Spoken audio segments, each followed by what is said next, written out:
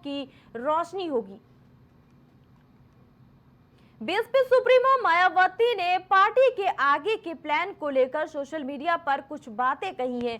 उन्होंने social media post में कहा कि उत्तर प्रदेश सहित दूसरे राज्यों के चुनाव में भी बीएसपी का वोट गठबंधन की पार्टी को ट्रांसफर हो जाने, किंतु उनका वोट बीएसपी को ट्रांसफर कराने की क्षमता उनमें नहीं होने की वजह से अपेक्षित चुनाव परिणाम नहीं मिलने से पार्टी कैडर को निराशा और उससे होने वाले आंदोलन की हानि को बचाना जरूरी है। उन्होंने आगे कहा कि इसी के मद्देनजर हरियाणा विधानसभा चुनाव के नतीजे और इससे पहले पंजाब चुनाव के कड़वे अनुभव के मद्देनजर आज हरियाणा और पंजाब की समीक्षा बैठक में क्षेत्रीय पार्टियों से भी अब आगे गठबंधन नहीं करने का फैसला, जबकि बीजेपी एनडीए कांग्रेस इंडिया गठबंधन से दूरी पहले की तरह ही जारी रखेंगी। और खबर पर अधिक जानकारी के साथ संवाददाता राजेश जुड़ चुके हैं। राजेश, देखिए, मायावती ने एक बड़ा ऐलान किया है। उपचुनाव से पहले ये बातें कहती नजर आई हैं कि अब किसी भी पार्टी से गठबंधन वो नहीं करेंगी, क्या कहेंगे? बिल्कुल जेबा, जिस तरीके से मायावती का अनुभव रहा है, कहीं कहीं देखा जाए तो उसके तजुर्बे और उसके अनुभव की तो दाद तो देनी पड़ेगी, लेकिन जिस तरीके से उनका अनुभव रहा है क्षेत्रीय पार्टियों से गठबंधन का, तो कहीं ना कहीं देखा जाए तो बिल्कुल जो अनुभव उनका था बिल्कुल वो कड़वा साबित हुआ। क्योंकि आपको बता दें कि जिन जिन पार्टियों से उन्होंने गठबंधन किया और गठबंधन करने के बाद जाहिर बात है कि कहीं कहीं उनका जो उनका कोर वोटर था, वो कोर वोटर जो है दूसरी पार्टी, जो जिन पार्टियों से उनका गठबंधन था उन पार्टियों के साथ में शिफ्ट हुआ।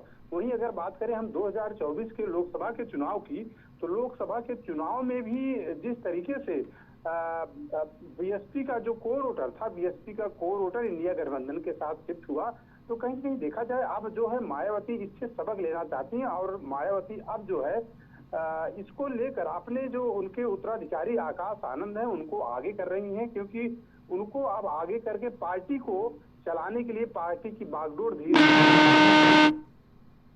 वहीं आपको बता दें कि उसके साथ साथ में मायावती जो उनका कैडर है, जो उनका कैडर है, जो उनके कोऑर्डिनेटर हैं, जो उनके जिलाध्यक्ष हैं, सारे लोगों को वो बिल्कुल पूरी तरीके से बैठक करके सारी चीजें की पर रणनीति बनाकर वो आगे चलना चाहती हैं। और जिस तरीके से उत्तर प्रदेश में अभी 10 सीटों पर विधानसभा का उपचुनाव होना है, तो उपचुनाव पर भी मायावती अकेले अपने दम पर चुनाव लड़ना चाहती हैं 10 सीटों पर। देखिए राजेश, इससे पहले भी उन्होंने ये फैसला लिया था कि वो अकेले दम पर चुनाव लड़ेंगी और गठबंधन में शामिल नहीं हुई थी अखिलेश यादव, और कई लोगों के समझाने के बाद भी उन्होंने ये फैसला लिया था कि मैं अकेले चुनाव लड़ूंगी। लेकिन उसके नतीजे क्या थे वो सबके सामने थे। लोकसभा चुनाव के जिस तरह से नतीजे आए थे वो सभी के सामने थे और चौंका देने वाले थे, क्योंकि शून्य पर आई थी मायावती, एक भी सीट नहीं जीत पाई थी। क्या कहेंगे इसको लेकर कि कहां तक उनका फैसला गलत था, और अब एक बार जो ये इस तरह की बातें सामने आई हैं कि किसी भी पार्टी से गठबंधन नहीं करेगी, कैसे देखते हैं? बिल्कुल जेबा, अगर बात करें किसी भी पार्टी से गठबंधन करने की मायावती की, तो कहीं कहीं देखा जाए जो मायावती का जो बीएसपी का कोर वोटर था, ठीक है, कोर वोटर SC/ST जो कोर वोटर होता था, वो कोर वोटर कहीं अब जो है बीएसपी से उसका मोह जो है भंग होने लगा है। उसकी सबसे बड़ी वजह है कि बीएसपी लगातार जिस तरीके से बैकफुट पे सारे चुनाव में बैकफुट पे नजर आती है, तो कहीं अब जो बीएसपी का कोर वोटर है वो भी हर चीजों को समझकर वोटिंग करता है।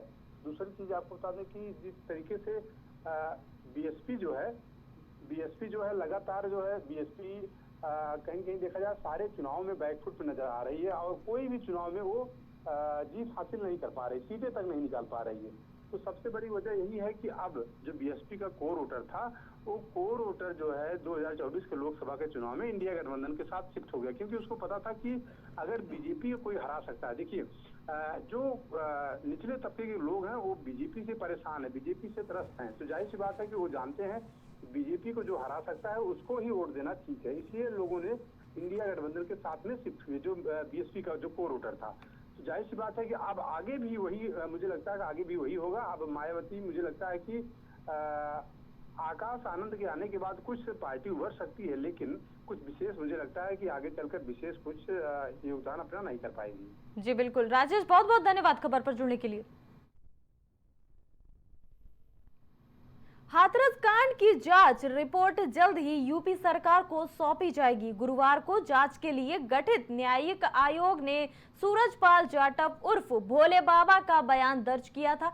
बयान दर्ज करने के बाद जांच रिपोर्ट को अंतिम रूप दिया गया।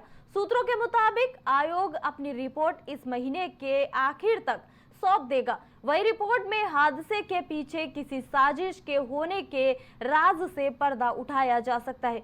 गुरुवार को ही इसके संकेत भोले बाबा के वकील एपी सिंह ने दिए थे।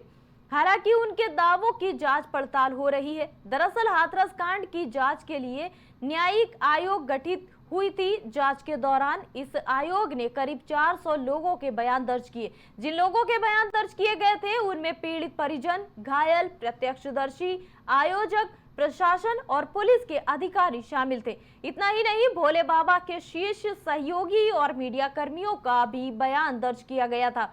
वहीं न्यायिक आयोग ने हादसे के सीसीटीवी फुटेज भी खंगाले थे।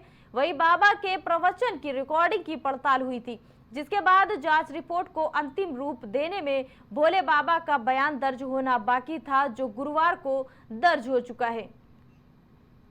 और खबर पर अधिक जानकारी के साथ संवाददाता कलीम हमारे साथ लाइव जुड़ चुके हैं। कलीम, देखिए, भोले बाबा जो हाथरस कांड हुआ था, एक बड़ा कांड हुआ था, कई लोग मारे गए थे, उस पर अगर हम जानना चाहें क्या कुछ अभी अपडेट्स है आपके पास?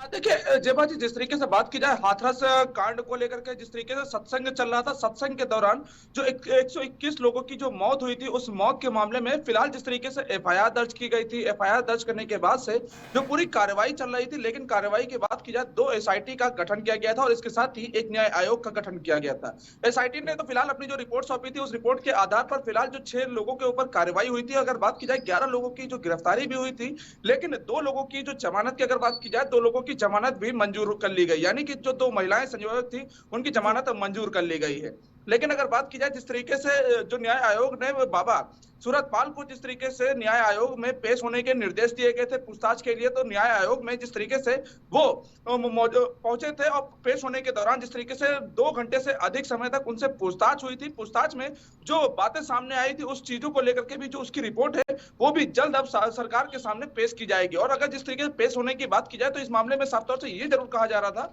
कि जिस तरीके से ये पूरी सोची समझी साजिश के तहत ये पूरी घटना हुई थी। और जिस तरीके से जो एपी सिंह की अगर बात की जाए, एपी सिंह ने जो इस मामले में दावा किया था कि वहां पर जहरीली गैस का छिड़काव किया गया था, जिसके बाद वहां पर भगदड़ हुई थी। लेकिन अगर तस्वीरों की बात की जाए, वहां पर लोगों की बात की जाए, तो लोगों का जिस तरीके से कहना था वहां पर बाबा के जो चरणों की धूल थी, उस धूल को पाने के लिए वहां पर जो लोग उस चीज के शिकार हुए थे, उसको लेकर के साफ तौर से ये सारे मामले सामने आ रहे थे।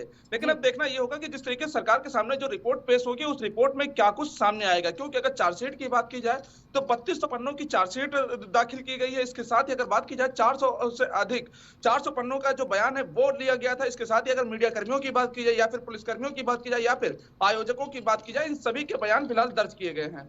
देखिए, बयान दर्ज हो गए हैं और रिपोर्ट आने वाली है। क्या लगता है, जिस तरह से देखिए बाबा को तो क्लीन चिट दे दी गई थी, अगर इस रिपोर्ट में बाबा के खिलाफ कुछ सबूत पाए जाते हैं, क्या लगता है क्या कुछ कार्रवाई हो सकती है?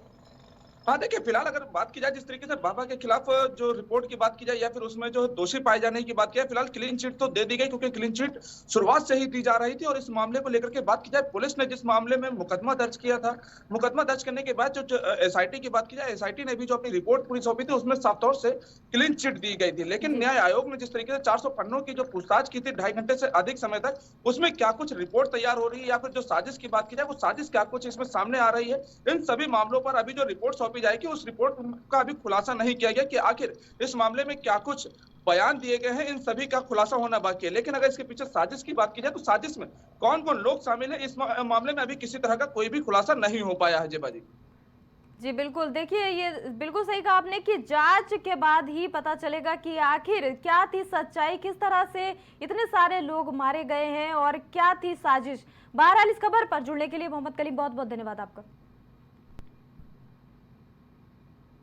जी हाँ, बता दें, जिन लोगों के बयान दर्ज किए गए थे उनमें पीड़ित, परिजन, घायल, प्रत्यक्षदर्शी, आयोजक, प्रशासन और पुलिस के अधिकारी शामिल थे। इतना ही नहीं, भोले बाबा के शीर्ष सहयोगी और मीडिया कर्मियों का भी बयान दर्ज किया गया था। ये वही भोले बाबा हैं जिनके सत्संग में बहुत सारे लोगों की जान चली गई थी और न्यायिक आयोग ने अब जांच सौंपने की बात कही है। और अभी के लिए इतना ही। बाकी तमाम खबरों के लिए आप देखते रहिए प्राइम टीवी। कुछ भाव पुष्प। आप देख रहे हैं प्राइम टीवी, सच साहस सरोकार। दशहरा ये याद दिलाता है कि हमेशा धार्मिकता की जीत होगी। जीत और प्यार के आशीर्वाद को संजोने का समय। आपको प्यार, हंसी और मीठी जीत से भरे दिन की शुभकामनाएं। आइए अन्याय के खिलाफ खड़े होने के साहस का जश्न मनाएं। झारखंड को सुंदर और साफ बनाएं। सभी देश और प्रदेशवासियों को जीवन में हमेशा सही चीज के लिए लड़ने की ताकत से भरपूर विजयदशमी की बहुत बहुत शुभकामनाएं। झारखंड सरकार। इस जन्म क्या हर जन्म का प्यार होना चाहता। सुनहरी झील में कुछ झिलमिलाती कश्तियां देखी। दिल तुझे रोक रहा है कि जमाना कह दे, या बुरा लगता है तुझको मेरा आना, कह दे। इस 7 जन्मों तक चलूंगा 7 वचनों के लिए। ये मौसम आशिकाना है, चले आओ कहीं से तुम। राज़े हयात क्या है समझना है अगर तुझे, पानी के बुलबुले पे नजर डालकर तो देख। एक लड़की साथ चलने के लिए तैयार है। पपीहा मन का छेड़े है, तुम्हारा नाम ले लेकर। जीते जी मेरा लहू सर्द नहीं हो सकता, मैं जमाने की कभी गर्द नहीं हो सकता। देखते रहिए क्या कहने और देखते रहिए प्राइम टीवी।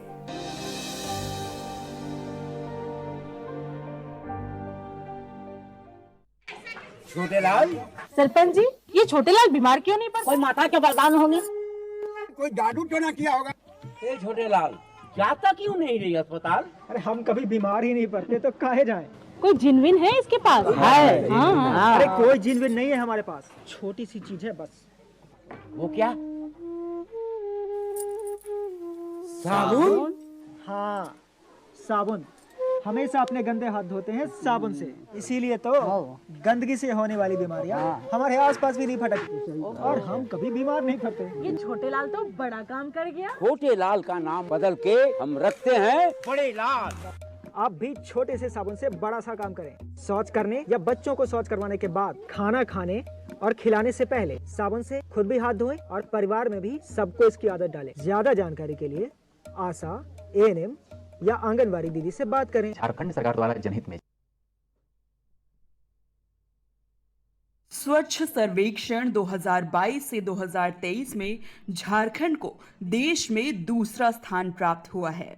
इसके लिए झारखंड सरकार को सम्मानित किया गया है। नई दिल्ली स्थित ताल कटोरा स्टेडियम में राष्ट्रपति द्रौपदी मुर्मू की मौजूदगी में केंद्रीय आवासन एवं शहरी कार्य मंत्री हरदीप सिंह पुरी ने स्वच्छ सर्वेक्षण 2022 से 2023 में झारखंड को 100 शहरी निकायों वाले राज्यों में देश के सेकंड टॉपर राज्य का सम्मान प्रदान किया। झारखंड सरकार इस अवसर पर सभी राज्यवासियों का आभार व्यक्त करती है और आशा करती है अपने आसपास साफ सफाई का विशेष ध्यान रखते हुए आगामी त्योहारों को मनाए। जय जोहार, जय झारखंड। छोटेलाल। सरपंच जी, ये छोटेलाल बीमार क्यों नहीं पड़ता? कोई माता के वरदान होंगे, कोई जादू तो ना किया होगा। ए छोटेलाल, जाता क्यों नहीं रही अस्पताल? अरे हम कभी बीमार ही नहीं पड़ते तो काहे जाएं? कोई जिनविन है इसके पास? है। हाँ। अरे कोई जिनविन नहीं है हमारे पास, छोटी सी चीज है बस। वो क्या? साबुन? हाँ, साबुन।